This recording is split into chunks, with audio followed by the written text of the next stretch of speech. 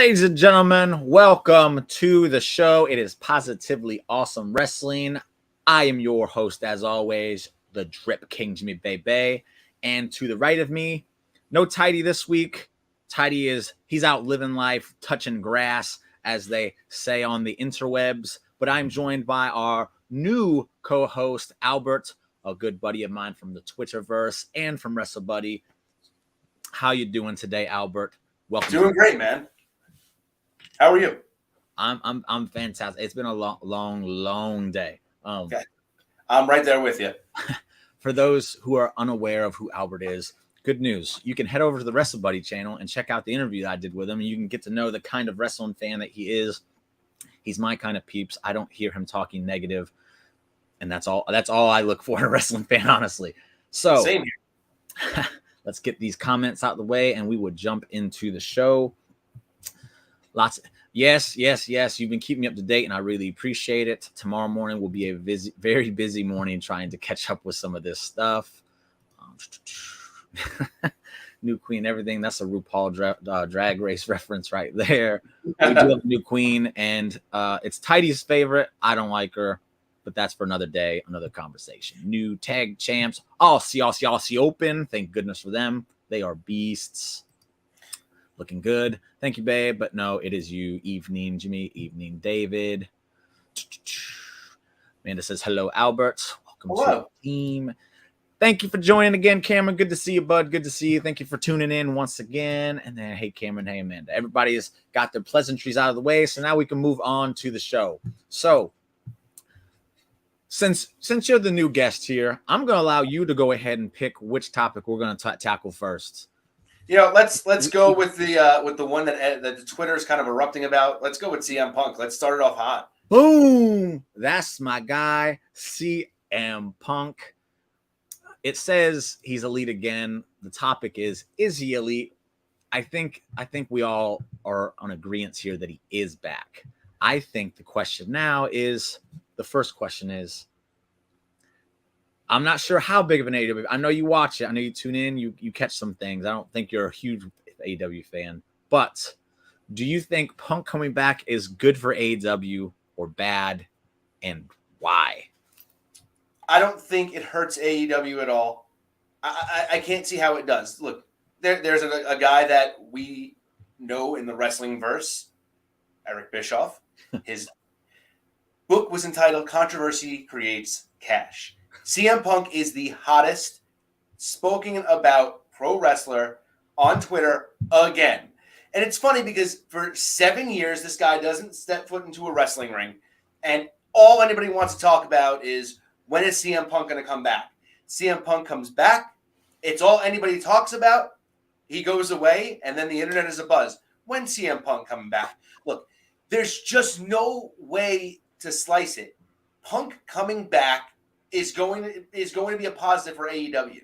Now, I say that with the mindset of, if CM Punk comes back and AEW's ratings are, steadily increasing and business is flowing and things are getting better and Punk is deserving of the contract that he's signing, absolutely. Let's give AEW its flowers. Let's just say, hey, look, whatever happened. It's water under the bridge. If not, then AEW is going to have a lot to answer for, and it could cause a pretty big divide in that locker room. Nothing's going to take an entire company down. One person isn't going to do it, no matter what. Unless it's the owner. Walk out of another company, and they just kept going. AEW did the same thing when Punk got hurt and had him relinquish the title this time as well. It's here we are again. He's not going to destroy everything, but it could put a pretty big hurting on some of their fans. Morale. I think morale is the biggest worry here. Absolutely. Yeah. David says Punk is coming back. Likely Jericho is up first to test the waters. If it goes well, move on to Kenny, Matt, and Nick. And I'll just say this. Please, God, no. Please, for the love of everything, keep him away from Chris Jericho. I don't want any of my favorites to go anywhere near Chris Jericho anymore at this point. And that pains me to say it because, man, he was one of my first favorites when I started watching WCW. Bebe. He's the one that coined that whole Bebe stuff. And now my guy, Adam Cole, does it today. I love Jericho for what he's done in the past. Keep Punk away from Jericho now. Ironic, but me, There it is. I love Chris Jericho. I just don't like what he has become in AEW. And that's for another. I'm not even going to get into it. That's for another conversation. Yeah, that's a whole can of worms, and I understand where you're coming from, but I respect the work he's done. I'll leave it at that. Look, how about this? I'll agree with you on this. If Punk does come back, just jump right into it. FTR at his side. Let him go up against the Elite. Let's effing go. Yeah, get straight to business. Yeah, like I don't want anything. Yeah, anything to like. I don't need like a softener for him to come in. This is all anybody's talking about. Everybody wants to know if the Elite can work with with CM Punk. Let's put it to rest. Let's put it to bed right away. Let's get him out there. Let's have him work a series of matches, and then we can put everything in the past. Yeah, no tidy. He is taking the evening off. I figured I took an evening off. He can take an evening off from time to time too. And as I said at the beginning, go touch grass, if you will. All the power to him. Hope he's having a blast. Hope to see him back next week. But obviously, I don't think anybody is going to question what I think about Punk coming back. I'm excited. I'm very, very happy. I'm glad. On the outside looking in, it seems like enough people have kind of put it to rest long enough to say, let's give it a try. Because, I mean, why not? Yeah, I know there's a lot I could unfold with the thing, and I won't go back and rehash all that nonsense again and bring it back. That's kind of what almost caused problems to begin with Meltzer. But, you're not kidding. Yeah, but did you see Brian Alvarez crying? Oh my goodness, it's not my fault. It's not my fault. It's not, but it is your buddy's fault. 100%. My heart broke for him. Courtney says, "Hello, Albert." Hi, Courtney. My heart broke for him. I was so sad. I will say this, since we already know my answer to the question, I'll go ahead with the next question. The idea that this second show that we were talking about right before we went on air on Saturday nights is possibly for a soft split in which it will heavily feature CM Punk. Man, what do you think about that idea? Because I personally think it sounds horrible. Because you're robbing fans of a lot of things they're going to want to see. Look, if I'm a CM Punk fan and I'm also a fan of the Elite and they're on separate shows and I got to watch 4 hours now of AEW just see my favorites, I'm going to be pissed. Look, it's already bad enough that you have somebody like MJF who has never once shown up on Rampage. It's another thing that we've seen that there seems to be some guys that just settle in a category of working in dark or dark elevation. If you're going to do a soft brand split, that's fine. If that means you're going to be featuring more talent. I don't foresee that being the case because when we see Rampage, it just seems like it's the same guys are being recycled over and over again from Dynamite and Rampage. And then everybody else is kind of just sorry to touch on that one real quick. I do think Rampage's best era was when it featured Ricky Starks and Hobbs. It was kind of like their show. Yes. And it was kind of the chance for fans to tune in, see what they're about, and kind of test the waters with those guys to see if they can grow into something else. And it worked perfectly for them.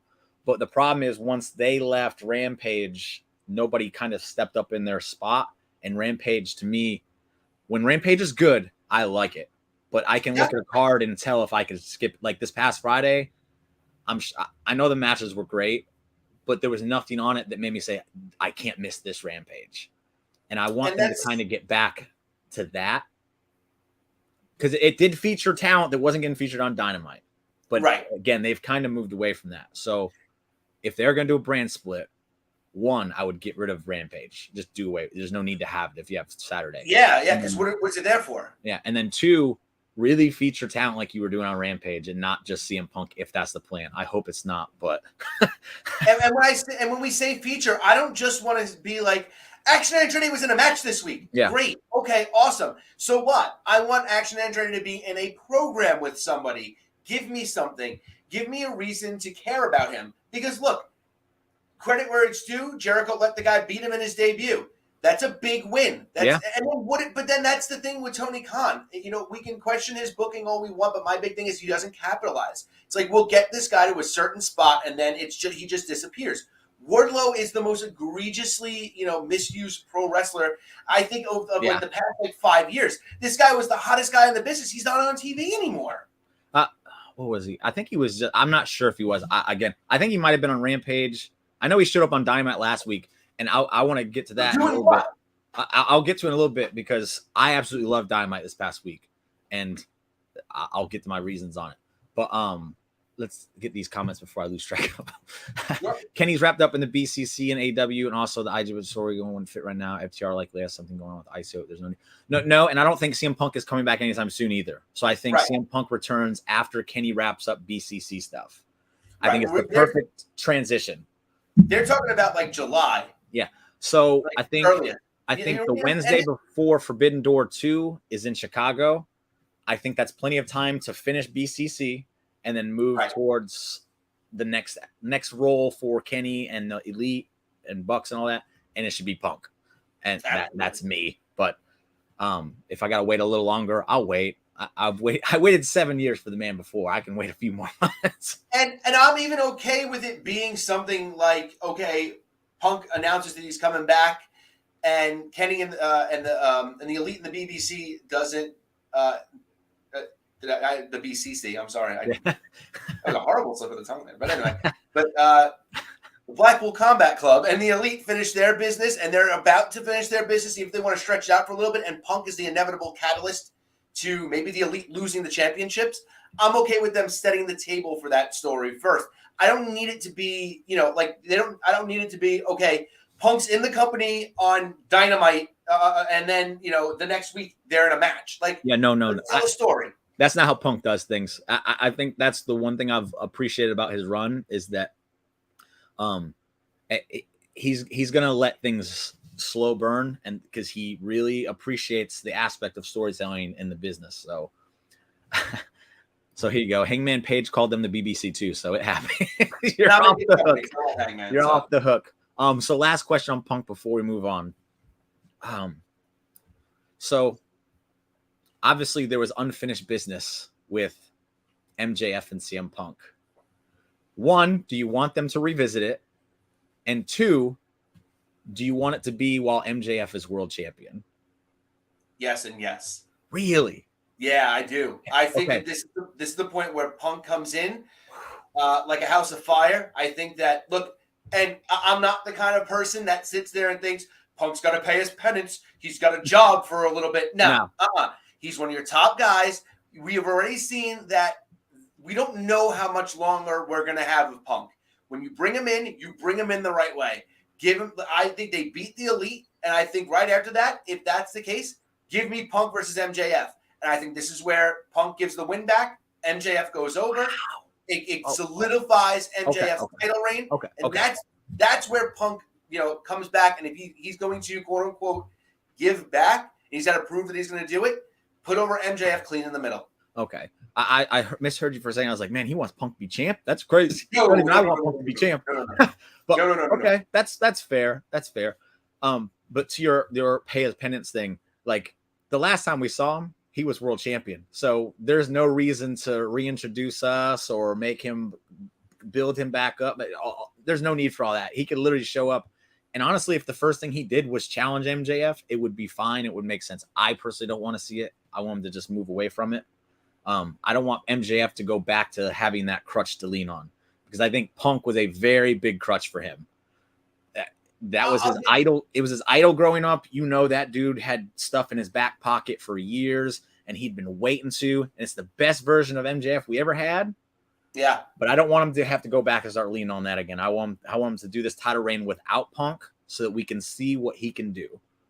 I mean, so far, I'm enjoying it, but I don't think, look, I like the idea of the Four Pillars match. I just don't think it's doing anything for MJF. I think it just doesn't help MJF at all. I think it just shows he's going to beat three other guys that everybody are saying are supposed to be as good as he is, but we're just going to prove he's better. This should have been MJF's run to just beat top guys. I don't think the Four Pillars match is to do anything for him. I think it's to do stuff for the other guys and kind of see where they're at. And it's crazy to think because he's 26 years old, and I don't think we've ever seen this before. But he's the guy that's like John Cena now, that's there to kind of help other talent get over. And you're right. That's kind of crazy to think about because he shouldn't be in that position. He should be the one getting help, but he's helping. I know it'll never happen, but if we're gonna jump into Punk and MJF, I honestly wouldn't be mad if Punk showed up during that match and helped Darby Allin beat him. It would make a little bit of sense. It would make a little bit of sense, and it would put the title on my guy Darby Allin. Everybody would go home happy, at least in this house. But that's not gonna happen. That's fantasy booking. That's just way out of left field, and I'll leave it at that. Courtney says, "I still can't stand MJF." Well, then he's doing That's the point. Job. That's the point. You get it. Yeah. You get it. You're supposed to hate him. Max and Phil are tied 1-1. Have the rubber match. MJF goes over. He definitely should be going over. So yeah, 100%. And that's what I'm saying. Let give the complete rub to MJF there. He comes out, looking like the king that he should. If they're gonna really, and also let's face it, we have a year until this guy's contract is up. If it is up. He might have done the extension, and maybe he did. But as far as we know, if I'm Tony Khan, this guy's keeping the belt until he signs on the dotted line. And when he doesn't, then it's like, all right, we can discuss taking this off of you. All right. Before we move on to the next subject, we'll put this discourse up because it's kind of funny. Courtney said she loves Dolph Ziggler. It's her man. Heard Dolph Ziggler wants to fight Conor McGregor, and she says, "What happens to your man? He's probably..." So here's what I'll say about this. Dolph's a wrestler. He is, but man, if Conor clipped him, yeah, for sure he'd knock him out. But if my point. Dolph, I'll say this: when Dolph wrestled Chad Gable, he shot on him, and he was holding his own against Chad Gable. That's all I'm gonna say about that. I think people underestimate what Dolph Ziggler can do. I'm scared, And Conor McGregor has fallen off during his last 4 matches. I think he's like 3-1 or 1-3. I had that backwards. So I'll take Dolph in that one. The 4-pillar program has elevated everyone in the match with him, build the roster. And here's what I'll say. I think the only one that's effectively working on at this point is Darby. And I think that's just because Darby worked with Punk, and I'll give a lot of credit to Punk on this. He helped Darby learn some of the things that he needed to learn. Sting as well, for sure. But I think Punk helped him learn to slow down when he needed to slow down. I think he taught him when to do things and when not to do things. And I've seen a night and day difference from him since. And he's showing that he's evolved in this program. Jungle Boy and Sammy have kind of not. Jungle Boy to me has for a little while, for a little bit. I don't know about Sammy. I mean, Courtney, I'm sorry, but he's the only one that for me just hasn't made me feel like he's elevated to that level. I think Jungle Boy as a wrestler has stepped up 100%. I've like deemed him one of the most creative in-ring guys going right now. I just love the things he puts together. It's brilliant. But I'm really big on character work and mic work and all that, and he's still very, very timid. And that's just who he is as a person. That's the unfortunate part. Like, right. I don't know if that's ever going to come. Yeah, I'll give it to him. Again, I love Jungle Boy. I like all the pillars. I even like Sammy.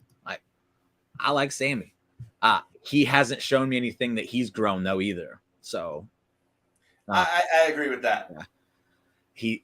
He's just I think he's too arrogant to evolve, and that's unfortunate. But don't get me wrong, I don't dislike him at all. I don't dislike him at all. I think he's shown the least amount of growth out of all of them so far. And that's fair. So next up, we will move on to this topic here. There's many parts to this, so we'll just try and break them down as quick as possible. Sure. Bret Hart recently had some comments.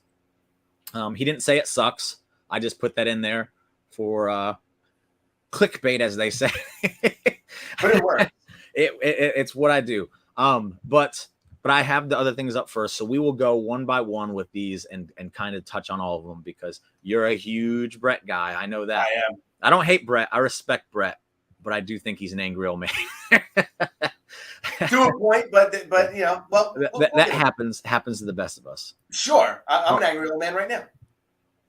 Okay, so here I'll touch this because we've met both of them with day one. Sammy Guevara was by far the better fan experience. I'll say that. So one of my best friends met him in Tay at, I think last year. He said they were the two sweetest human beings he's ever met. That's when we met him. We met him at an anime con of all things. And cool. It was supposed to be Sammy and Darby, and that's why we went, because my son loved Darby. But then Darby canceled, and then Tay took his place, and then he started liking Sammy, met Sammy. Wonderful human being. I don't care what anyone says about him. I know he's made mistakes in the past. A lot of people have. Absolutely. He was wonderful to us, and that's all I base characters is how do you treat me? How do you treat my son? He was wonderful. So can't say I blame you. Jungle Boy wasn't bad, just very timid. That's right. all that was. But back to Brett. The first one up, man, I double-clicked that one. That was terrible. I'll never get the hang of this, guys. So I really roll my eyes at how pathetic wrestling is today. That might have probably been the last one, but I can't read these small little thumbnails, so it is what it is. I'll let you go first on Brett here. I'll take the reins on the next two, though. But what do you got to say about Brett rolling his eyes at how pathetic? That's a very strong word. Wrestling is today. A very strong word. All right. So pathetic is a little overboard for me. Thank you. But I kind of get it. I don't know if it's that. Look, I think the last time that we talked, I kind of showed my age, and this is my first time here, so I'll say it. I'm 37. So I grew up, and my education in pro wrestling was a lot of even stuff that was a little bit before my time. Late 80s, mid to late 80s, WWF and NWA/WCW. Like that's what I grew up on. And then, obviously now I'm watching from about, 1990. I'm pretty much cognizant enough to understand what's going on. And I'm watching the evolution of pro wrestling. And the one thing that I didn't ever think I would see leave is the element of it looking like a struggle. And sometimes it just doesn't anymore. And it's cool to see these flashy sequences and this guy jumping over that guy and this guy flipping over that guy and reversal here, reversal there. And it's cool, but it doesn't look real. It looks like they rehearsed that really quick and then they ran out and were like, okay, here's this sequence. I'm not sure what it's called, but it's the dancing in the water. You know what I'm talking about? I know exactly what you're talking about. The synchronized dancing. Yeah, there you go. Yeah. Right. To an extent, there are ones that come across that way 100%. And those are usually the ones I don't like. And I'm sorry to say it.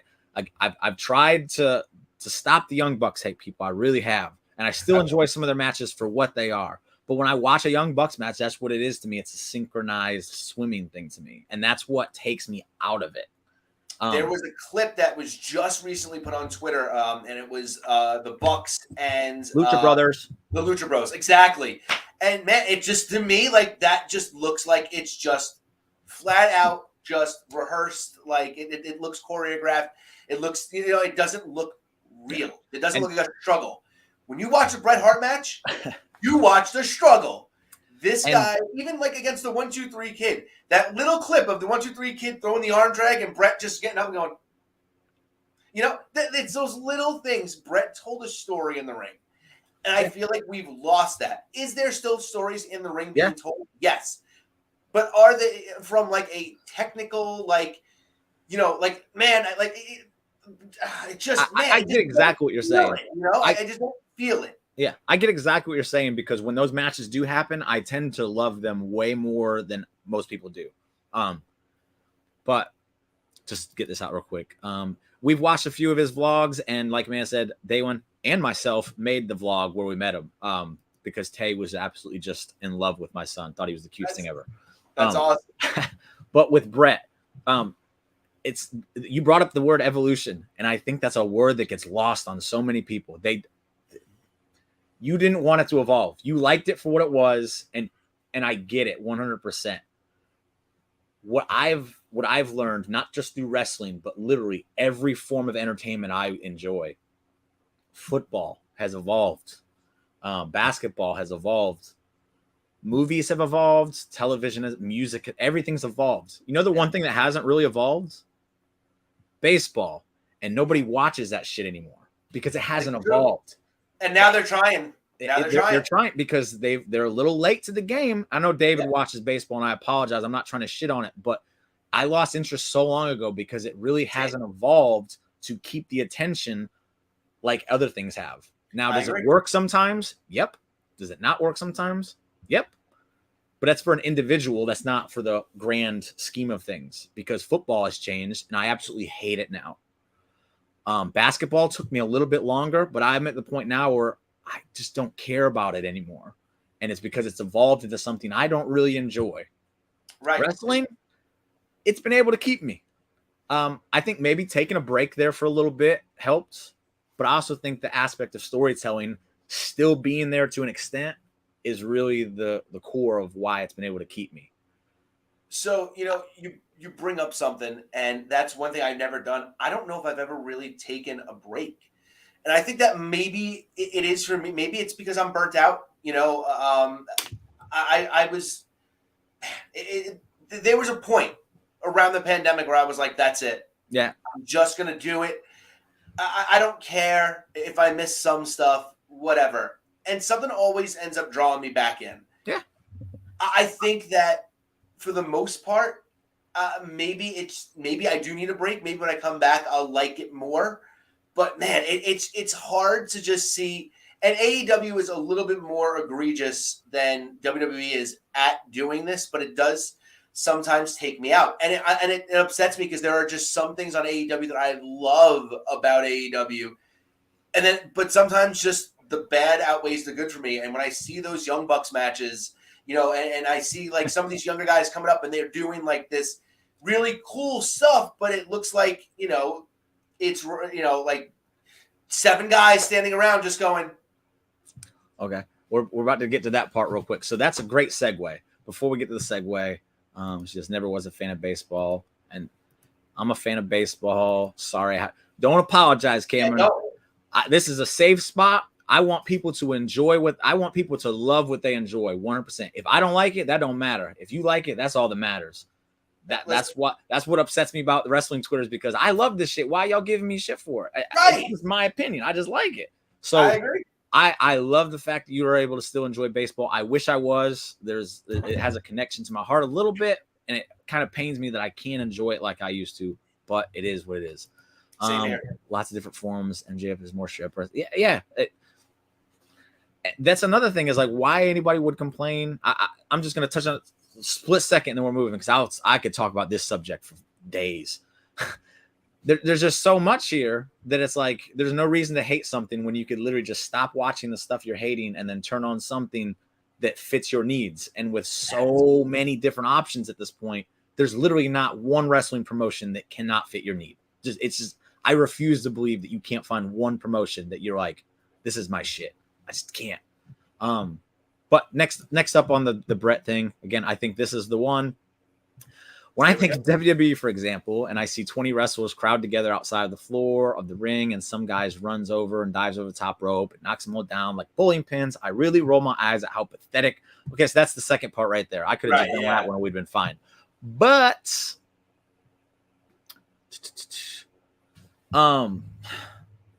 here, I kept it up. Why did I do that? So I know everyone gets so mad about these spots. What I hate about it, though, is that it's not even on the wrestlers. It's a cool spot that the live crowd pops for every time. And how anyone, like, if you're not going to these live shows, okay, yeah, you're up, like, you don't get to enjoy it, so you're not as big of, but the live crowd always pops for it. Even I do sometimes. A spot that I hate so much is the power bomb in the turnbuckle where they superplex with a double power. Like, it's the stupidest spot I've ever seen in my life. And when I see it on TV, I'm just like, not again.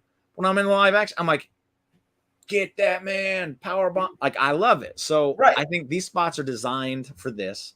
I think it started with Lucha, which was around when Brett was around. But I guess what I was starting off with, it's not on the wrestlers. That's production. So That's it production. is. So 100% in a way, yes, it is on production. And you can say whatever you want, but WWE, as much as a lot of people hate it, their production is so good, and a lot of times they avoid that kind of stuff. Look, you can sit there and we can talk until we're blue in the face about the holding of the ladder throughout those ladder matches in AEW, where people were talking about how, like, when Hobbs won the ladder match, 7 referees holding down that one ladder. I'm so mad at this fun match is now not fun anymore. Yeah, that one bothered me. But the discourse bothered me, not the spot. But I mean, my thing, and I've said it the whole time, it bothers me that AEW production just didn't shoot it that much further up. Like, what are you doing? Just get them out of frame, and nobody cares. Yeah, I'm fine with that argument because it was kind of the same one I had when Jericho fell off the cage and hit the boxes, and you could clearly see that. And everyone's like, "What? You want him to die?" It's like nobody has said that at all. No, I don't want to fall on concrete. I just want the production to not give away the whole secret. If a magician was showing you his magic tricks, why am I going to go watch the magician anymore? Like, it's not fun anymore.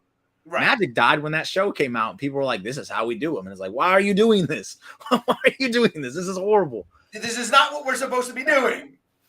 And yeah, he loves baseball. Yeah, I know. Oh, Red Sox, bro, go Yankees. Sorry.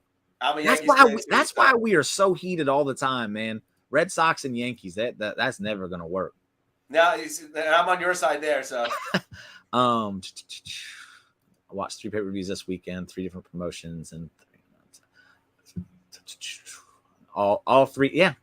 So I don't know, but the thing is that, like, getting back to it, you're saying it's not on the wrestlers. In a way, it is, because look, all right, if we know that the camera's going to pick this up, man, just give me something more than just. I think they're operating under the pretense, though, that they're not on camera, which is how it should be done. Because if I'm an extra on a movie set, I don't think it's my job to kind of fill empty space. If they said, "Hey, just stand at the bar and act like you're talking to this person," I don't think it should be my job to start, flailing my arms around to make something more interesting. They're working on the pretense, like, okay, the spot is the guy on the top. He's going to come down on you guys, and then that's it. And since that's how WWE tries to do it, I think, at least in WWE, those guys, I feel like, should be under the pretense, like, nope, this isn't my problem. That's just the harsh reality of it, I guess. Now, I will say I've seen a few people in AEW get really good. Ricky Starks pardon my language, he is a fucking pro at this. When he goes to the outside, that man stumbles and bumbles and fumbles around until it's that time to turn around and take the spot. And I think so many people could learn from that. I agree. I also look, if we're going to do it in a basic tag match, I'm totally okay with, my tag team partner A is going to come over for a dive. I'm going to hold both guys in place, and then I'm going to move out of the way at the last minute so that my guy can jump on him. Okay, great. Now you've added something for me. Now the guy is like, okay, he's going to jump on these guys. Let me get them into position. I'm okay with that. And the way the spot is executed the best, there's no better way, is when there's just an all-out chaotic brawl. And if it's in like an 8-man tag match and just people just beating the crap out of each other and they all fall into that spot, then it looks great. But when it looks like they're rehearsed to go to that spot, it does look like crap. What kills that spot is when it starts to get to the point where they jump, they all stop hitting each other and they start looking. And it's like, stop it, please. Just keep going. I have a very simple solution for this altogether. The only person that should be doing any kind of suicide dives or anything like that is Darby Allin, because I never see it happen because he does it so quickly. They don't have time to just stand around and act like an idiot because Darby says, "I hope you're ready. I'm going to kill you." Right. And if not, I'm going to kill myself and I don't care. So that's a very simple solution. Only Darby can do those from now on. How about that? Yes, someone is a Yankee. Booyah! There we go. AEW. Yankees fans of the world unite. Very spoiled as a baseball fan. Got to watch Yankees play a lot. Even 2 brands within one company can operate with different feels. God, people, stop it. Stop it. Why can't we all just get along and have fun? Third up on the Bret Hart agenda, I'm watching AEW, and I'm watching who used to be Dean Ambrose, which I think is just a silly comment to even throw in there. Unless he just doesn't know who John Moxley is. He might not even know what his name was. But he did a thing for AEW, so I don't know. Anyway. Maybe he just couldn't think of it. I mean, he is an older guy. Sticking a fork in somebody's head for like 5 minutes with a close-up on TV. This isn't wrestling either. I would recommend turning all that off. I don't watch that stuff anymore. So I'm going to take the reins on this one because this is the one that bothered me. I know Brett has his opinion and he's entitled to it just like everyone else is. And I'm okay with people being like, I just personally don't get it. That's fine. When you, especially someone that's kind of a legend in the business, when he's making definitive statements, that kind of rubs me the wrong way. Because his quote exactly right here, let me pull it back up. He's sticking ahead. This isn't wrestling. And I think that's such a horseshit statement to make because when you say stuff like that, you're boxing wrestling in. And this is the thing I defend all the time. Like, so I would be a hypocrite if I didn't call him out on this. Wrestling can be whatever they want it to be. And as long as it's entertaining to people, it's never going to be entertaining to everybody. It's impossible. It really, I see people hate on the bloodline and it just blows my mind. But I'm seeing it already. Yeah. So on Twitter all the time. Anybody else getting tired of the bloodline story now that after WrestleMania? Yo, shut up. This is the best part. If they are, so be it. That's fine. Because I know everything isn't for everyone.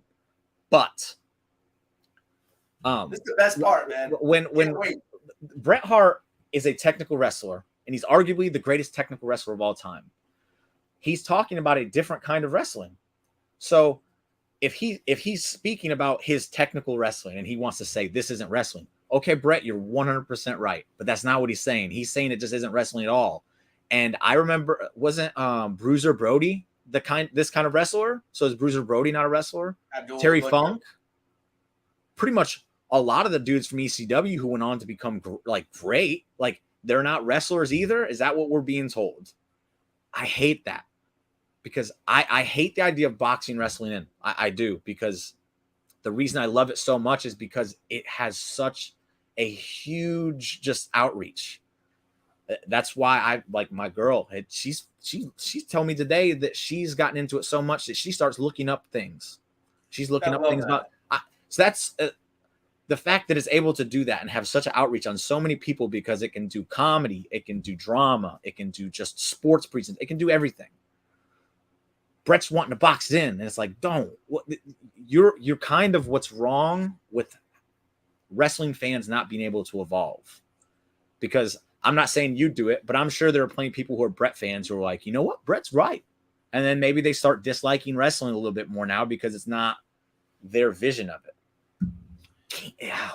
They can't say that. That one kind of like was like, Brett, shut up, man. Just shut up.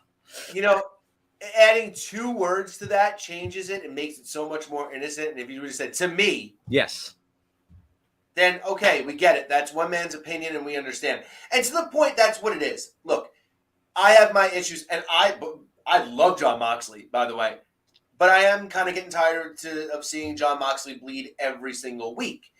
Give it to me when I need it. It's getting overdone. I'm okay. Like when we saw the fork spot in that in what was it, Blood and Guts? And was it Ortiz using it? No, I was like, I think it was on it was the Hangman Death Match. He did it, but he did it with Ortiz as well. He did it with right. But when I see it, and even in the death match too, I was like, all right, it's called for here. Like, let's go. All right, cool. But when I see it every week, it's losing its luster to me, and I care less about it, and I don't want to. And I'm just like, if it's for other people, look, if you guys are enjoying it, that's fine. For me, it's just not for me. And I love Moxley's work, and I think Moxley's a really good technician when he wants it. Like, if he wants to be, he can tell such a great story in the ring, and he doesn't need to just bleed buckets every time to tell it. To me, it looks weird that John Moxley bleeds and, like, 87% of the roster doesn't. Like, why is it that Moxley, and that takes it out of it for me. Okay, so here's I'm gonna try my best to convince you otherwise on this one. I think the people in AEW bleeds much. I'm not against Moxley bleeding, and I'll get to it, but I think that's what kind of made me start looking at Moxley as like, oh, is because I started seeing other people start to use it way too frequently. Like Britt had her moment with it, and it was awesome because it was an organic thing. It happened organically. Now I feel like there's too many people who try to recreate it, and it's like you can't do that. You just can't. It kind of worked for Yuta in the Mox match, not to take away from it, because the match was awesome match. But it was like they really were like, okay, we're gonna bust you open and we're gonna recreate this spot, and it's like, I don't like it when you force moments like that, because you were fine with everything you did before that. But with Moxley bleeding, I think this kind of brings in more realism to it, because to me, I don't know if Moxley was Wrestler of the Year to you last year. To me, hands down was. I mean, close. If he wasn't number one, he was number two. You know what I mean? Okay. So, because the work I don't think he put in any more. There was nobody that put in more work than Moxley, and the fact he did it coming out of rehab, and he did it and it was awesome to see. He did it on multiple promotions in which he was really trying to make something bigger with wrestling, and I appreciate the shit out of that. I agree. Even his match with Effie, one of my favorite matches last year was him and Effie. Like, that's how much I just loved Mox's work last year. He's a workhorse. He's there every single week going to war with people. He's been busted open quite a few times. In reality, like with UFC, when they have like fighters get really messed up in fights, they're not allowed to even like train for so long because of the physical damage that's been done to their face, and they want to protect these guys. Right. Mox isn't going through these waiting periods. He's literally busted open. He goes to war the next week, and he gets busted open again. So the more often he gets busted open, realistically, the easier it is for him to get busted open. So okay, that's actually the best. That actually, I actually like that explanation. That actually makes sense. It's kind of his thing. Like, I know it's weird to compare, but like Seth Rollins' thing is the crowd singing his song, right? Dom's thing is people coming out and just booing the shit out of him. Chris Jericho's thing is they're singing Judas with him. Moxley's thing is, yo, this man is going to bleed like a stuck pig as he goes to war against literally whoever he's going to war against. So that's my explanation for it, and that's helped me at least. And maybe I'm crazy for coming up with these little things like this, but it's helped me at least, and it makes sense. It's not like I'm just. It does make sense. He's bleeding really because it's a tradition. I'm not saying something stupid. It makes sense in the real world as to why he does it. So always being busted open. And there's a few matches where he's not, and I think it's awesome when it doesn't, because it's like, if you pay attention to the match in which he doesn't get busted open, it wasn't really a war. It was more of a wrestling match. Right. So I think I really wish I had a huge outlet to really like beat this into people's head, because it makes so much sense now that I'm speaking it out loud. It does actually. Yeah. And if you're going to have it, absolutely. I don't think anybody had an issue with him bleeding the Texas Death Match. I think a lot of people were pissed because it didn't seem like a big deal in the Texas Death Match because it happened so often. But I don't think a lot of people look at it from the way I just did. And when the week before he, like, what was it? Was it like 2 weeks before? Maybe it was a week after, he had like a match with Evil Uno where like they both bled like a lot. And then he goes through an entire match. Man, I love that match. Oh no! Again, look, I've been following Evil Uno since he was, in the Super Smash Brothers. You know what I mean? Like, this isn't, I've seen him since the start. I love that he has gotten to a point where he had a match like that. But I'm just saying, like, it happened then, and then Moxley goes to another match, and then Hangman busts him open, and then it's like, it just every day. I just feel like it was just like so much of it, and I was like, all right. This is going to take away from the Texas Death Match for me, because now they're going to have to bleed buckets in order for me to want to to make it look different. I get what you're saying. She just reminded me, even though I literally was just talking about it. The thing with Mox and Effie is a great example, because in this match, Mox didn't bleed. No, he didn't. Effie's the one that bled. Yeah. And it is because if anybody who watched the match and not just clips would have seen, the story of this match was Effie trying to get in Mox's head, and Mox just being on such a completely different level than everybody else at the time was like, you can't get in my head. I'm going to get in yours by using your tactics against you. So he wasn't going to war. he was having basically a war of the minds in this match, and he didn't get busted open. Man, that just adds so much to him. Now that I just thought about that, that one just came to me. That was stop talking about Mox bleeding too much. Y'all need to pay more attention. and again, Here you go. Everybody's favorite daddy. The Dusty Rhodes would bleed very easily every time because his scar tissue was on his forehead. Exactly. And everybody loves Dusty. Y'all wild. Effie is awesome. Yeah, Dave, I never heard your opinion on this one, David. Did you like that Effie and Mox match? Because I thought it was awesome. It was one of my top 5 matches last year, and no joke. But the Brett stuff is over. We've talked about Brett for a good minute here. Yeah, look, at the end of the day, I'll just tie it up in a bow like this. There is some parts of pro wrestling that have passed me by, and I accept it. I know that I'm not going to personally like that kind of stuff, but I do understand that there is a large fan base, and we see it. It's a large vocal fan base, and let's face it. Also, they're skewed a lot younger than the two of us that really love this stuff because like you'll see things like who was WWE champion on your 18th birthday, and people are like Drew McIntyre, and I'm like. Yeah. I see some of those. It makes me go like, oh, damn. Austin or The Rock or something for me. Like, holy crap, dude. The most recent one was post the year you turned 10 and the GIF. Everyone's posting The Rock and John Cena at WrestleMania, and I'm like, oh shit, mine's Bret Hart and Bob Backlund.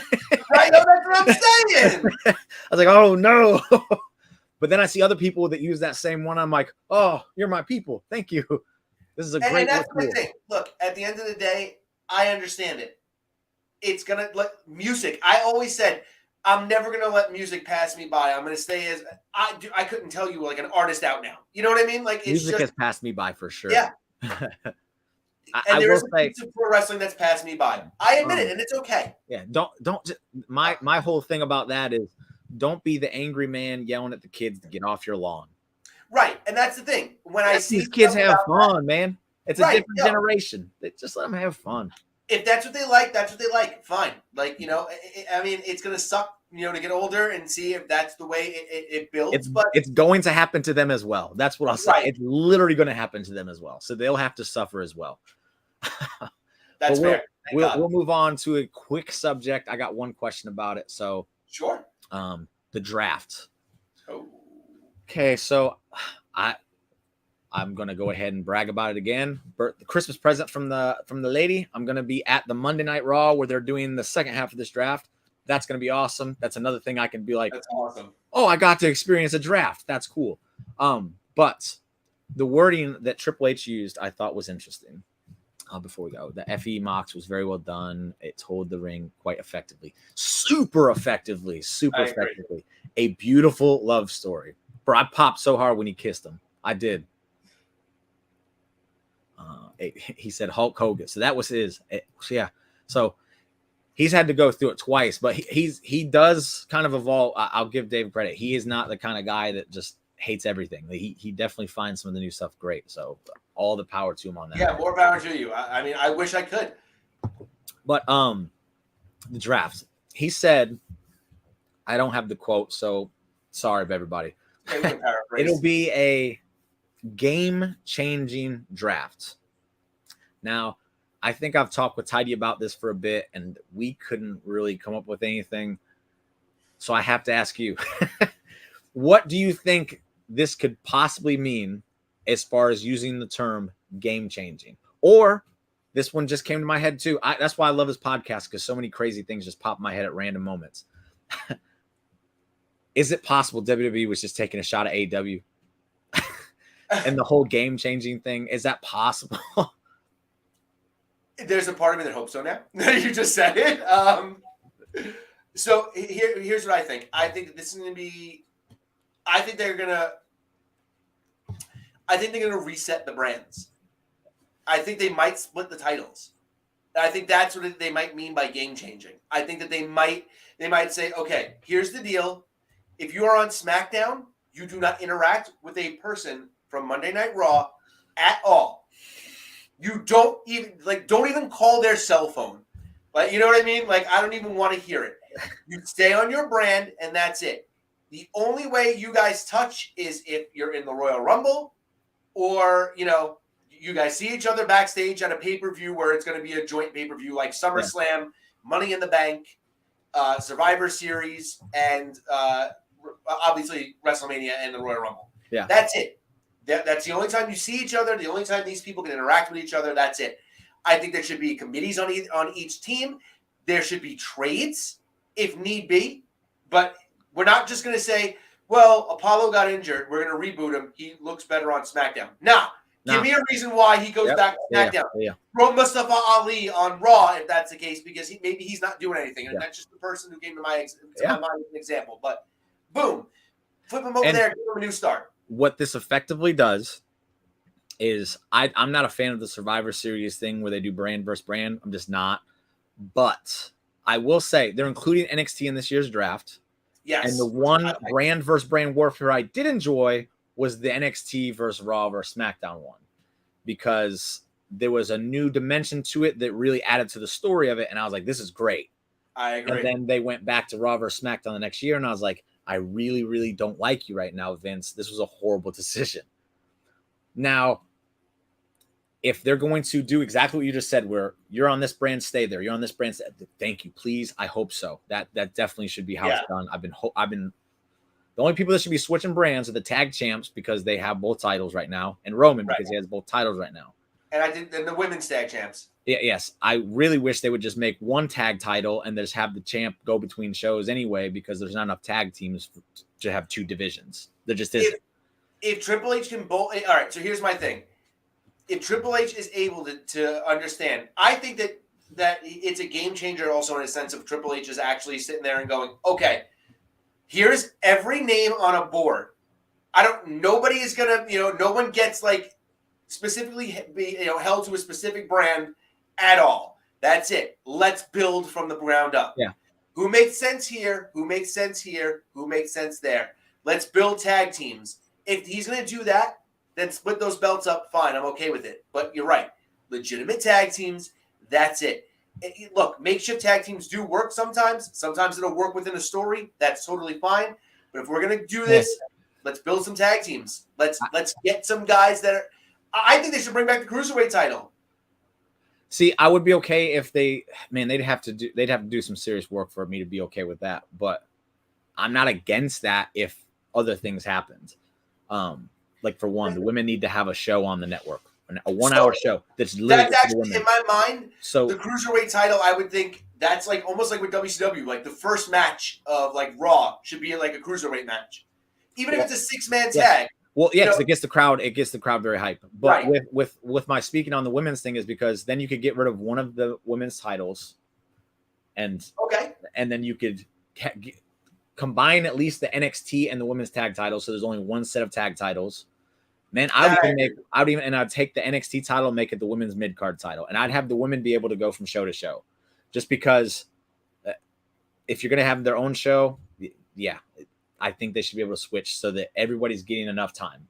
See, here's the thing. I'm fervently against giving the women their own show. I think that all you're doing is you're making everybody's going to make it seem like you're highlighting them, and in my opinion, you're separating them and making them. And that's why I didn't like 205 Live. The Cruiserweights didn't feel a part of the show, and I think that's why it failed, because nobody cared. They weren't on Raw. They weren't on SmackDown. No one gave a crap. If the women aren't on Raw and they're not on SmackDown, people are going to start giving less of a crap, because that means it's another show. No, that's why I say I want them to get a minimum of 30 minutes on Raw and SmackDown each week. The extra show is to kind of give the girls who aren't getting enough attention on the main show. Like, I want to see Piper Niven with a title run. It's not going to happen with one of those top titles. It's just the unfortunate reason behind it. Like right now, it doesn't look like it. But. Exactly. But if you can get a mid-card title on her where she's doing her own storylines and stuff on that women's show that's on NXT, that's on the network every week, it kind of can give you an idea of, okay, how far can we go with this? It gives them a chance to develop storylines and really give women more chances to flourish, which is what they need to do. unfortunately, what happens if you give them more time on Raw and SmackDown, which I'm not against it, but then people will start bitching because Chad Gable's not getting enough time. That's my whole reason with the women getting a chance is because out with their own shows, because if you're going to please everybody, I think that's the only way, the most effective way you're going to be able to do so. And with less women's titles, you can bring in that cruiserweight title, and then it's like there might still be too many titles, but at least we don't have more than what we just had, if that makes sense. I see what you're saying, and that idea, it does make sense. I don't want to watch any more wrestling. So like that's why I say bad if I'm going to be missing like the women's show, because like I know that like, okay, if Raw and SmackDown are going to be featuring the majority of that, it's almost going to be like quote unquote top guys. So I feel like on Raw and SmackDown I'm going to be getting to see a lot of Bianca and Sasha and Bayley. I said Sasha, but Bianca and Charlotte and Bayley and like what I mean, like Ronda and like I feel like that's what we're going to see. If I'm a big Shotzi Blackheart fan, so if I want to watch her matches, I'm gonna have to watch this women's show. You know what I mean? Like, and that's my thing. Like that's why I like it on the network, because literally once it's over with, it's not something you have to watch live. Okay. I'm folding laundry. I can turn on the show, and I'm about to go to bed. Let me turn on the women's channel or the women's show. No channel. That sounded bad. Let me turn on the women's show and see what's going on this week with their thing. Right. And if you miss a show, I don't think it would be a big deal because, again, the women, if you're strictly into the Raw and SmackDown stuff and that's just extra for you, you're still going to get them. In my perfect world, they're going to still get their 30 minutes each week on those shows, in which the main storylines would be the ones incorporated. Cameron, I saw you just left. You're still there, bud. I get you. I appreciate you for tuning in, bud. They're talking about the women's tag titles, and I'll just say this about the women's tag titles. I agree that they've been horribly booked since their inception, but for about 4 or 5 months now, I've been saying Triple H, I can see him trying to work some tag teams together, and it wasn't like Natalya and Shotzi are together, they get a tag title match. Now these two are together, they weren't just putting them together just to put the women's tag title matches on the show. They were putting together, and I feel like testing them out. And the closer we got to WrestleMania, the more I was like, okay, we got a few of them that are kind of starting to click a little bit, and I think they could work. And once we get after WrestleMania, I think those women's tag titles become a more significant part of the show. To that, I will say, since WrestleMania, those women's tag titles have been on that show, and a story or a segment like getting to a match has been included every single night. Raw, SmackDown, Raw. It's every night that those things have been included. So say what you will about the past, but if you stick yourself in the past talking about like they've been booked horribly and don't look at what they're doing right now, you're going to be missing out. They still need some work to do, 100%. And that's why I say you should just put the NXT tag titles and the women's tag titles together, because it's silly to have two sets. There's not enough tag.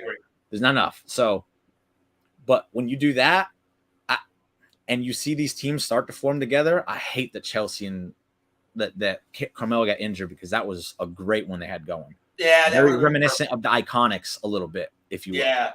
So the character work would have been great, and that would have been so. And that's what I hate about like people too. Like I feel like a lot of people dump on somebody like Carmella because she's not like the most trained, pro wrestler. But man, put a mic in that girl's hand, give her, something to do. Her character work is amazing, and that's what you need somebody like that for. Her and Chelsea, okay, maybe they're not the greatest pro wrestlers in the world, but man, that is a fun tag team. They're not the best in-ring wrestlers in the world. As far as professional wrestlers go, in my opinion, I think they're great, because fair enough. The women's tag match at WrestleMania, the highlights to me, every single one of the highlights was Chelsea Green, what she was doing, because what she was doing, was she getting her butt kicked? Yep.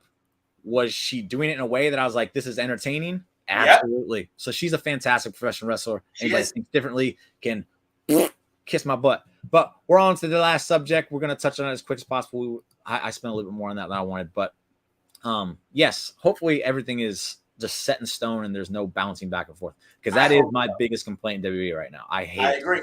I hate it. Because who knows who goes where right now? Yeah, exactly. So Tony Khan on the front of the train, because in my opinion, I think AEW is catching some steam right now. And what I mean by this, obviously their attendance still needs to bring up, and I hope it does. If they keep doing product like they've been doing the past few weeks, I think it will. And I'm not a big ratings guy, but it is a little bit not upsetting, but I guess sad to see that the number has dropped. I would like to know if those people are just watching in another way. There's no, you literally can't tell, but yeah, unfortunately, for the sake of just I don't know, I would just like to see the number go up, or a way to tell me that we haven't lost viewers and you can prove it, so that people aren't just in like, yeah, right, you can just say whatever you want. Right. But this last week of Dynamite, I haven't said this in quite a long time, was hands down my favorite episode of wrestling last week. From top to bottom. I don't have a sheet in front of me. I don't know everything that happened. But Wardlow, we were talking about Wardlow earlier.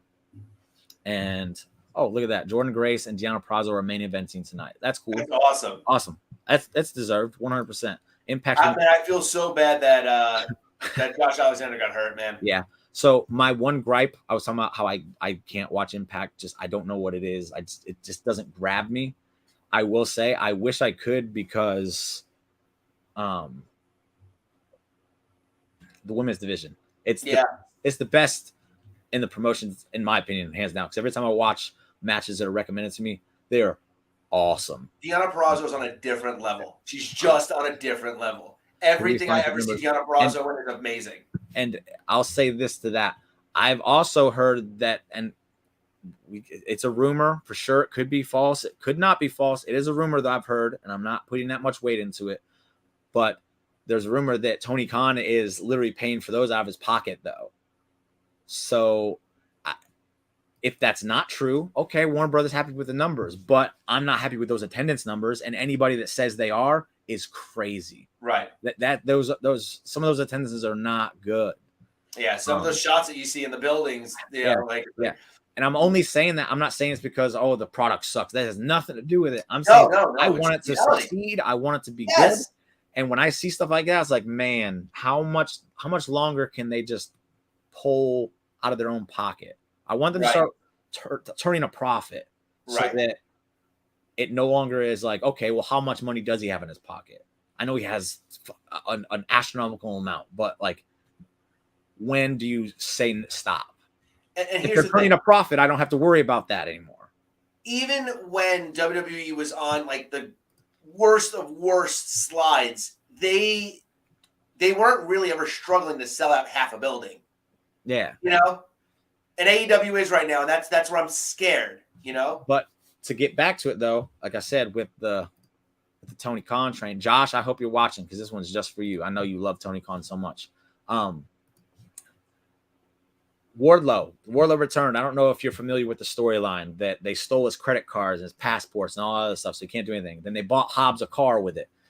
Nice little like El Dorado with some rims, nice paint job and all. So he rode up in it on Dynamite. He walked out the ring. He had a squash match, and I love me some squash matches. I think they're important because it shows me that there are different levels to this shit. Exactly. So Hobbs destroys this guy. Then we go to the camera, and there comes Wardlow. What does Wardlow do? He hops up, he sees this car, and he destroys it. It's entertainment that I don't have to rely on for just their in-ring stuff. I was entertained by it. That was awesome.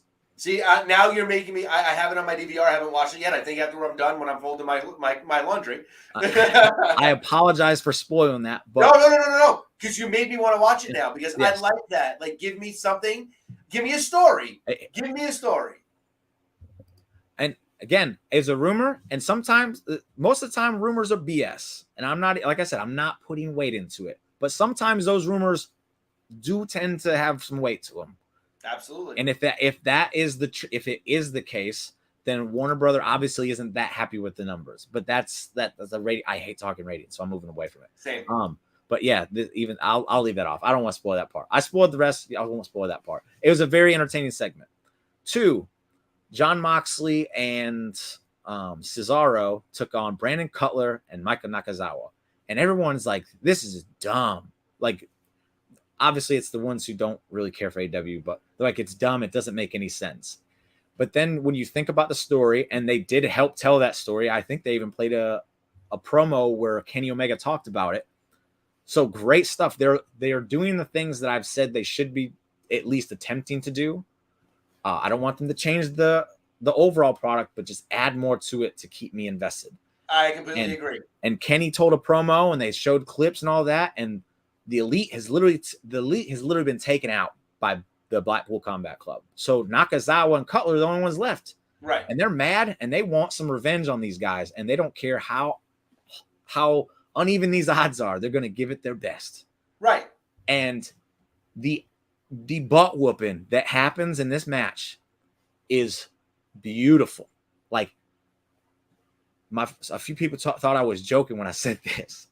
That right now is my favorite match of the year, because no match has made me more entertained than that one was. It was just, the storytelling was very simple, very effective because of what they did. It was amazing.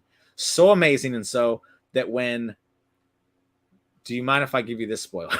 No, please, go ahead. Okay. Go ahead. When the Young Bucks showed up, I popped. That has never in my life happened. Never will again. Wow. I promise you. I promise you, people, it'll never happen again. But I popped because of how effective the match was. It was awesome. So here's the thing about a match like that. And I'm going to liken this to a completely different match, but the concept is the same. Everyone 2 years ago, Sami Zayn and Johnny Knoxville at WrestleMania. What a waste of Sami Zayn's talent. This is going to be the worst thing we're ever going to see. Wrong. It turns out to be so entertaining. Yeah. And I think I love that. And it's the same thing. Like, this used to be like, we used to see like Kai and Tai would, like be in a tag match against like Michinoku.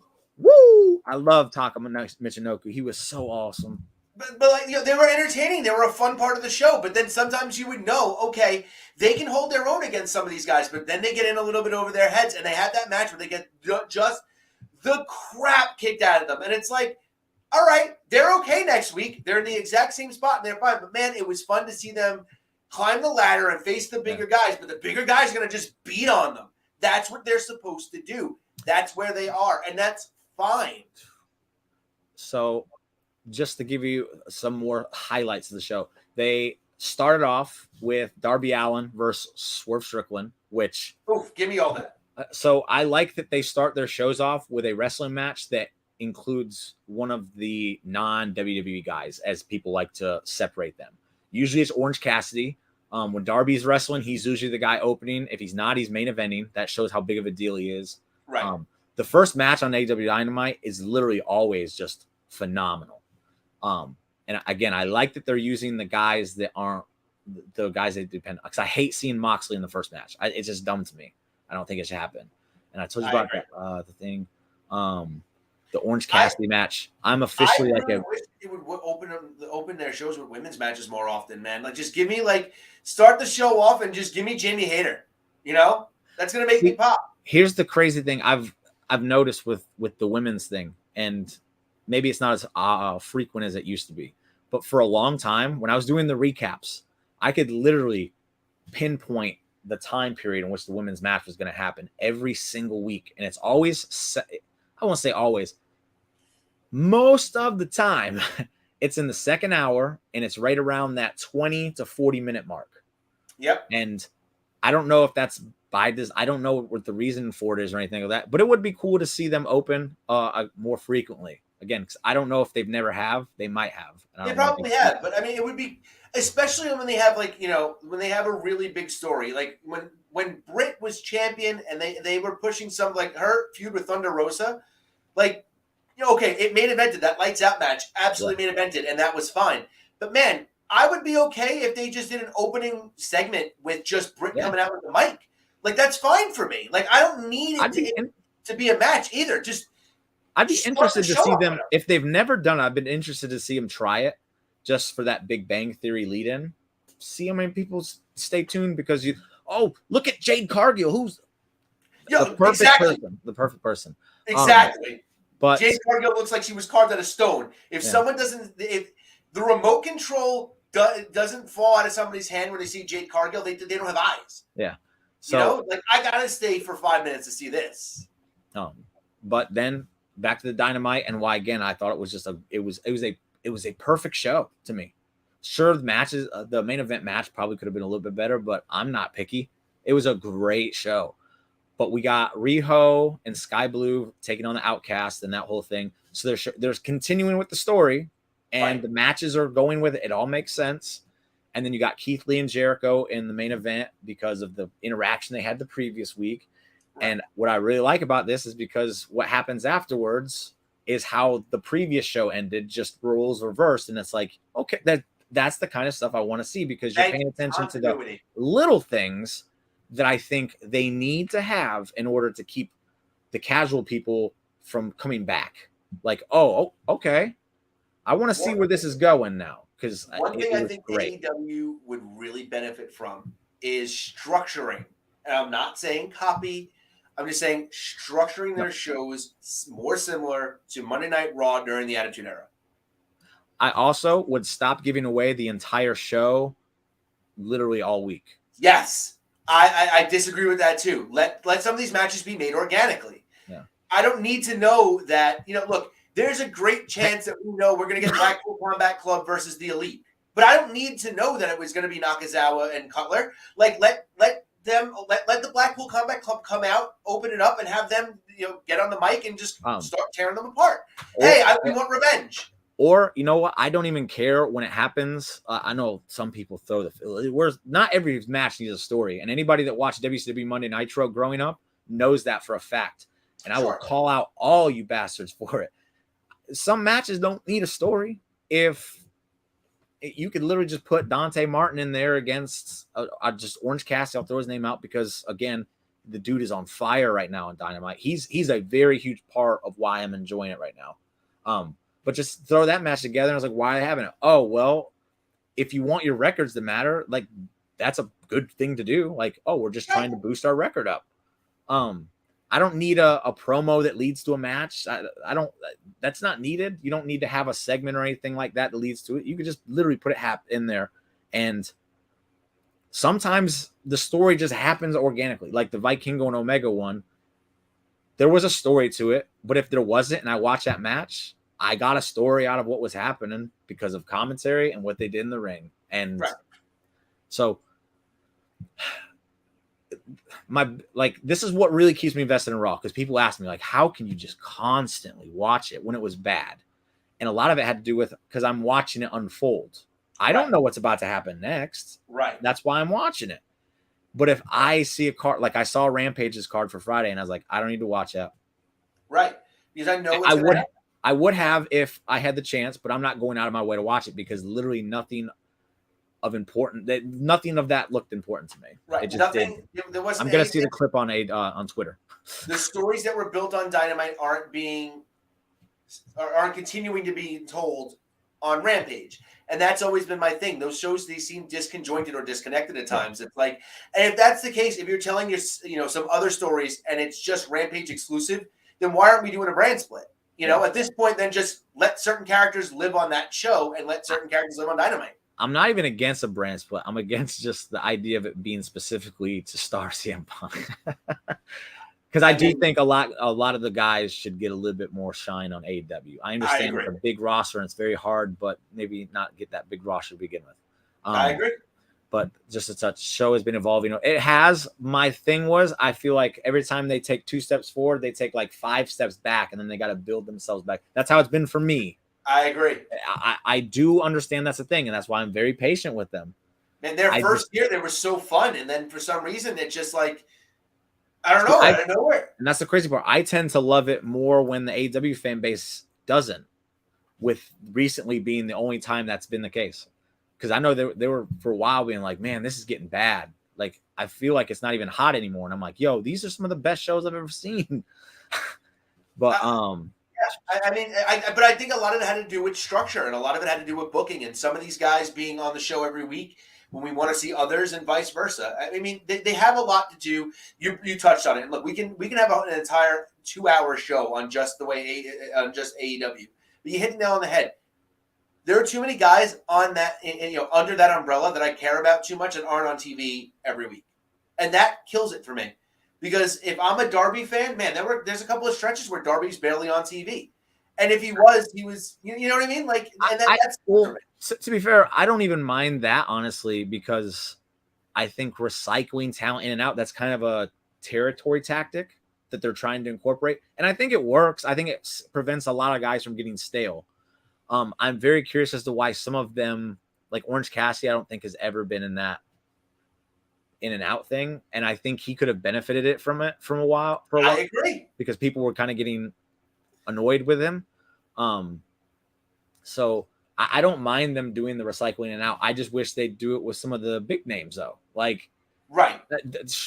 I understand you want your big names at the show. You can still have them at the show to pop the crowd or whatever for anything, but maybe not be on TV for a month or something like that. Like, interchange them so the other guys are getting an opportunity with that big of a roster. And I don't know. I know the excuse is there's Dark and there's Elevation and there's the Ring of Honor stuff. So you can watch all of that to see these people, and it's like that. I don't have time. Yeah. I'm sorry. Like, I'm curious about this, and maybe Courtney or David can answer it. Abaddon, has she ever been on Dynamite? I don't think she ever has been. I don't ever remember her being on Dynamite, and it's like, why? Right. Like, why? Right. I feel like that's a character. If you put a dinosaur on there, and the kids were like, I like the dinosaur. Put that chick on there, and people were like, yo, who's that chick? She's crazy. Like, and like the House of Black, they have that horror element to their gimmick, and a lot of wrestling fans really enjoy like that horror element. I'm not a big horror guy, so it is what it is. But there are a lot of wrestling fans that really enjoy that horror element in pro wrestling. Man, Abaddon's perfect for that. Yeah. And there you go. She never has. And again, I didn't think she was. And I understand the match was probably great. I don't want to take anything away from it. And I think at the end, Taya used Jade's move again just to add to that. So the match was probably good, but to me, it wasn't anything that I felt like I had to go out of my way to watch. That's my thing. I don't know how you could fix it. That's too crazy of booking. Then I'm getting too picky with things. I'm just give me something. I don't know. On a wrestling show that runs 120 minutes, there should be a 60-40 split. 60, and I think you're boxing it in, and that's what I was talking about with Brett. I don't like the idea of boxing it in. I think you go with what works for your show, because WWE is like 30-70, and guess what? I love it. But then I watch AEW, and it's 60. Sometimes it's 70-30, and guess what? Sometimes I still love it. Like, I don't think there's a number that you can say this is how it should be, because then you're getting too nitpicky at things with that at that point. This is where David's gonna hate me even more. I want less wrestling on my weekly television wrestling shows. I know that sounds weird, but you know what? I'm tired of seeing huge matches on Dynamite or on Raw or on SmackDown. I want to see those matches. The reason why I think wrestling felt bigger back in the day is because we built these matches up to actually mean something. When you see, hey, all right, it's Kevin Owens and Sami Zayn versus the Usos, the main event of SmackDown in 2 weeks, WrestleMania rematch. That's great, but we saw it 2 weeks ago. And we also seen it, we've probably seen it in the past. So maybe that's a bad example, but okay. Rollins and Reigns. Yes, when they do meet, they're separated for a long period of time. And then when they do meet, it does feel special. But there was a point where it didn't anymore. Yeah. And they were on TV every week. On top of that, like, I don't care anymore. If I saw the match 3 times on Raw, I don't want to see it on a pay-per-view. Yeah. I saw it 3 times. Another thing, if we do what you're saying, is it helps the rematch problem. And I know WWE is way more guilty of this than AEW, but AEW has gotten to the point where I've started to see them. And it's like, I shouldn't be seen on there, because 1, they're supposed to be different.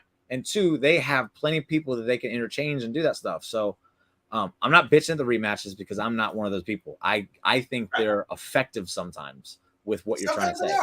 But I think the problem with the less wrestling for any show now is you have to have the writing for it. I agree.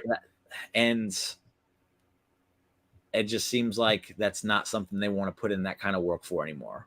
I think putting on just wrestling matches is just way more easier to fill your show out.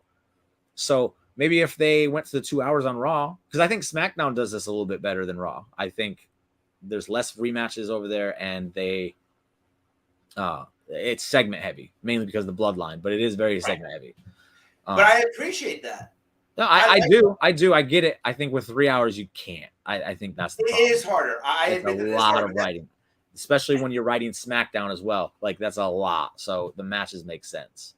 And that's why, like, I talk about the idea of like a cruiserweight thing, because that at least burns up like 12 minutes on a show every week that you don't have to. It's like, okay, here's a cool match. All right, now let's tell a story for a little bit to get, let's tell some stories, and we'll throw some matches in between there. The one thing that gets me, like, and there are people that do this all the time, like counting the minutes of wrestling in a wrestling show. If it was entertaining, it was entertaining. If there were 8 minutes of wrestling and the show held me the entire time, great. Yeah. If there were 80 minutes of wrestling and the show held me, great. Yeah. And when I was talking earlier about the 30 minutes on Raw and the 30 minutes on SmackDown for the women, I'm not talking about for wrestling. I'm talking about 30 minutes of just something that is featuring those women in some way or shape or form. They should be getting more time to tell matches. I don't think every match needs to be 10, 15 minutes, though. Some of them can be effective in 3 and 4 minutes, and I'm cool with it. Okay, so there wasn't a women's match on SmackDown this week, but we did see that they're developing Rhea versus Zelina. And they also did the segment that for the women's tag title match. Right. So was it a little lazy? Yep. I'm not going to lie, but they did something. So let's get these real quick. Just talking about that. Yeah, when I criticize AEW, I'm not hating it at all. Like, yeah, same. I just wanted to be better. I like I said, right now, I love it. The past few weeks have been fantastic. And I just, again, my girl, she's not on Twitter all day seeing these things. She's not watching the extra stuff. So she's out of the loop with a lot of stuff. And it's like, if they did something just to fill her in, she probably would get into AEW just as much as she has with Raw and SmackDown. And that's the fans that I'm speaking for. The ones that don't have a voice. That's me. The voice of the voiceless. Woo! I agree. Just like my boy, how did I spin that one? That's awesome. The Symphony Daddy contract. This is one that annoys me and her equally. They totally botched the shit out of that. But here you go, David. I knew he'd have the information. She once on Rampage and once on Dynamite where she fought Sheeta for the title, and that's an issue to me. They don't do that anymore, so it's fine. I won't get back into it. But it's like that's her only match. She fought for the title, right? And then, yeah, they won their contract back on Rampage. And it was like, what? Come on, man. What? And yes, I agree with this. They do need to get her in there and to get her some wings. I agree. But I will also say this. When they had to remove Zelina's segment or something like that from the SmackDown in which they were at the World Madison Square Garden. I was there. People got mad because she didn't make the show, and they're like, how could you do that to her? So imagine if they don't give her a match at Backlash in her home country. How could you do that to her? Oh, my God. Now, again, I'm not discrediting what you're saying about getting her in the ring at all. They need to get her in the ring. She needs to get some wins. They have a few weeks to do that. If they don't, shame on them. Shame on them, because there's no way I'm going to be invested in that match, like, at all. Like, as much as I love Rhea, I won't care at all. So it's a misstep for it being her first title match. If that's going to be, get her in the ring. If she's not in the ring next week, then shame. Look at me. I'm hating on WWE like a hipster. I'm even okay with her winning by LWO outside interference. I don't care. Fatal 4-way number 1 contender match, and she wins. Great, cool. Like. Whatever, or Rhea even comes out to try to cost her the match and ends up having her win it. Whatever it is, whatever just she does need to be in the ring though.